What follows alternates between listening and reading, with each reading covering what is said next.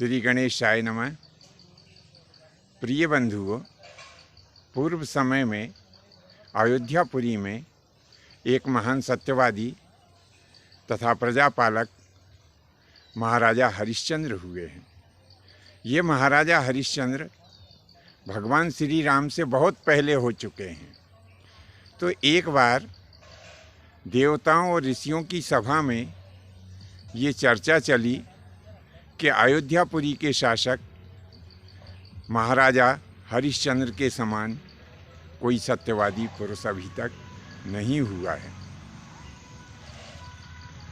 सभी लोग कहने लगे कि महाराजा हरिश्चंद्र एक बार यदि किसी को जो वचन दे देते हैं वो उसे अवश्य ही पूरा करते हैं। तब महर्षि विश्वामित्र कहने लगे कि जब तक कि हम उनकी परीक्षा ना ले लें तब तक कैसे हम उन पर भरोसा करें।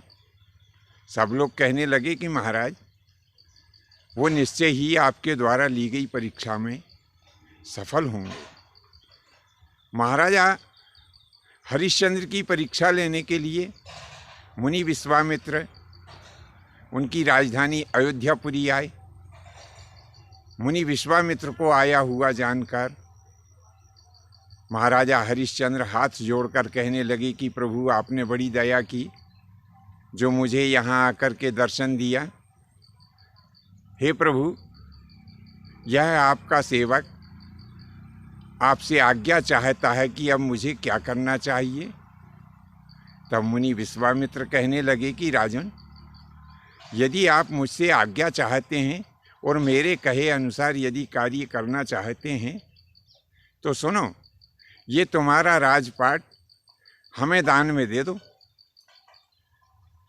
महाराजा हरिश्चंद्र ने बिल्कुल भी विचार नहीं किया और मुनि विश्वामित्र को पूरा राजपाट संकल्प कर दिया। विश्वामित्र मुनि कहाँ मानने वाले थे। उनने कहा, राजन, तुमने राजपाट तो हमें दान में दे दिया, लेकिन अब इसकी दक्षिणा भी तुम्हें देना चाहिए।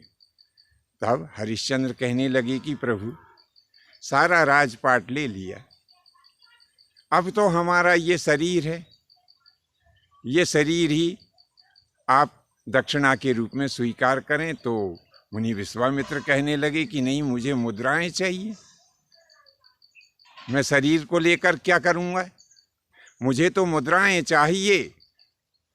तब हरिश्चंद्र कहने लगे कि प्रभु, अब यदि हमारे इस शरीर को कोई खरीद ले तो आप हमें बेच करके और अपनी दक्षिणा की पूर्ति कर सकते हैं। विश्वामित्र मुनि उन तीनों को लेकर के काशीपुरी में आए और बाजार में चर्चा करी कि हम ये तीन प्राणियों को बेचना चाहते हैं, कोई यदि खरीदार हो तो इन्हें खरीद ले। तो भगवान की लीला देखिए, राजा हरिश्चंद्र को खरीदने के लिए एक ऐसा महान सज्जन प्राणी आया जो शमशान की व्यवस्थाएं देखा करता था।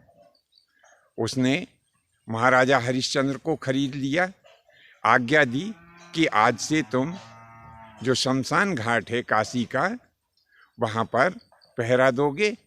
जो भी प्राणी वहाँ पर किसी शव को अंतिम संस्कार के लिए लाएं तो तुम उनसे शमशान का कर तुमको लेना है।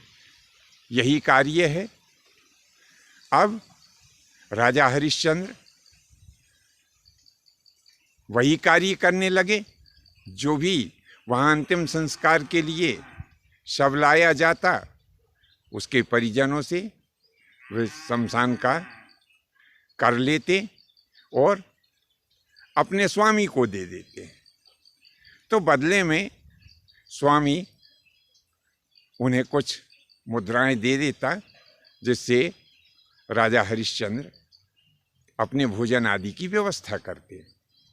तो इधर जो उनकी पत्नी और पुत्र था, उसे एक ब्राह्मण देवता ने खरीदा ब्राह्मण देवता ने उन्हें आज्ञा दी कि भगवान की महाप्रसादी, रानी से कहा कि तुम्हें भगवान की महाप्रसादी बनाना है, जो लोग सत्संग में आए उनके बैठने की व्यवस्थाएं करना है, और जो उनका पुत्र था रोहित, उनसे कहा बेटा तुम भगवान के जो पूजन की सामग्री है, फूल, धूप, जो भी है, जल इत्यादि, इनकी व्यवस्था तुम्हें करना है। तो इस प्रकार से तीनों प्राणी दोनों जगह अपने अपने कार्य भली प्रकार से करने लगे। अब एक दिन रोहित जो थे वो फूल लेने के लिए गए, तो दुर्योग देखिए कि वहां काले नाग ने उनको डस लिया। रोहित की वहीं मृत्यु हो गई। और फिर क्या हुआ कि किसी ने जाकर रोहित की माँ से कहा, रानी से कहा कि आपके पुत्र को काले नाग ने डस लिया है। बेचारी रोती कलपती हुई अपने पुत्र के पास में पहुंची। संध्या का समय हो गया था। माँ की ममता अपने पुत्र को गोदी में ले करके और रानी रोने लगी, हे मेरे पुत्र, मुझसे ऐसा कौन सा अपराध हो गया बेटा जो तुम मुझे छोड़कर चले गए। तो इसी प्रकार से काफी समय बीत गया, रात हो गई। अब वह उस शव को लेकर के और शमशान घाट में पहुंची। वहीं पर एक स्थान पर वो शव को लिए बैठी रही। विडंबना देखिए कि वहाँ भी परेशानियों ने पीछा नहीं छोड़ा। किसी ने राजा हरिश्चंद्र से जाकर के कह दिया कि शमशान में कोई चुड़ैल मुर्दे उखाड़ उखाड़ करके ले जाती है और खाती है, और वो शमशान में ही बैठी है। राजा हरिश्चंद्र ढूंढते हुए पहुंच गए रानी के पास में, मारने के लिए तलवार निकाल ली। तब रानी कहने लगी, हे प्राणनाथ, मैं आपकी पत्नी हूँ और यह आपका पुत्र अब इस मृत्यु लोक को छोड़ चुका है। हे भगवान, इसका अंतिम संस्कार करने में मेरी मदद करें। तब राजा हरिश्चंद्र कहने लगी कि प्रिय, यद्यपि निश्चित तुम मेरी पत्नी हो और ये मेरा पुत्र है, लेकिन मैंने अपने स्वामी को वचन दिया है कि जो भी यहाँ अंतिम संस्कार के लिए शव लाया जाएगा, मैं उससे कर वसूलना मेरा काम है। यदि आपके पास में इस सब के अंतिम संस्कार के समय जो हम कर लेते हैं, वो कर यदि तुम्हारे पास में है तो वो कर हमें दे दो और अपनी इच्छानुसार इसका अंतिम संस्कार तुम कर सकती हो। तब रानी कहने लगी कि हे प्रभु, मेरे पास में कुछ भी नहीं है, अब मैं क्या करूं? मुझे कोई रास्ता बताइए। तब राजा कहने लगे कि प्रिय, तुम्हारे पास में जो आधी साड़ी है, ये आधी साड़ी मुझे कर के रूप में दे दो, और तुम चाहो तो फिर इसके बाद इस शव का क्रियाकर्म कर सकती हो। रानी ने आधी साड़ी दे दी, और आधी साड़ी जैसे ही दी वैसे ही सारे देवता, सारे ऋषि वहां पर आ गए।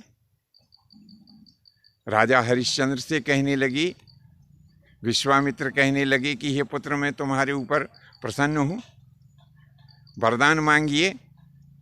तो हरिश्चंद्र कहने लगे, प्रभु आपसे क्या वरदान मांगूं? हे भगवान, आप तो इतना करें कि केवल मेरे परिवार के ऊपर आप अपनी कृपा दृष्टि बनाए रखें। तो मुनि विश्वामित्र कहने लगे, हे राजन, मैं आगे भी रघुवंश के ऊपर सदैव मेरी कृपा दृष्टि रहेगी और मैं उनको हर हमेशा सहयोग करता रहूँगा। तब सारे देवगण कहने लगे कि महाराज हरिश्चंद्र, निश्चय ही तुमने अपने कर्मों के द्वारा स्वर्ग में श्रेष्ठ स्थान प्राप्त किया है। जब भी आप स्वर्ग में आएंगे तो आपको उत्तम स्थान की प्राप्ति होगी। तब महाराजा हरिश्चंद्र कहने लगे कि प्रभु, मुझे स्वर्ग की भी आकांक्षा नहीं है, क्योंकि मेरे अवधपुरवासी जो प्राणी हैं, मनुष्य की तो बात छोड़िए, जो जलचर, थलचर, नभचर और उभयचर, यानी पृथ्वी में रहने वाले, जल में रहने वाले और आकाश में रहने वाले, और ऐसे प्राणी जो जल में भी रह सकते हैं और जो थल में भी रह सकते हैं, वे सारे पेड़ पौधे जिनसे हम रोज मिलते थे, हे भगवान, हम उनको छोड़कर अकेले स्वर्ग कैसे चले जाएं? आप ऐसा वरदान दीजिए कि जब इनकी आयु पूरी हो तब ये भी सब स्वर्गगामी हो, चाहे वे मनुष्य हो, चाहे पशु हो, पक्षी हो, कीड़े पतंगे जो भी हो, चाहे जलचर जीव हो, चाहे थलचर जीव हो, चाहे आकाश में रहने वाले हों, इनकी जब भी आयु पूरी हो प्रभु, तब ये सब स्वर्गगामी हो, कोई भी नरक में ना जाए। तब देवताओं ने ऐसा ही कहा कि वर्तमान में जो भी प्राणी इस अयोध्यापुरी के क्षेत्र में हैं, उनकी जब आयु पूरी होगी तब वे निश्चय ही स्वर्गलोक में उत्तम गति को प्राप्त करेंगे। तो बंधुओं, आपको आज की यह कथा कैसी लगी नीचे कमेंट्स बॉक्स में लिखें। आज के लिए बस इतना ही, शेष फिर कभी नए विषय के साथ में प्रस्तुत होंगे। आज्ञा दीजिए। धन्यवाद। जय माता की, जय परशुराम।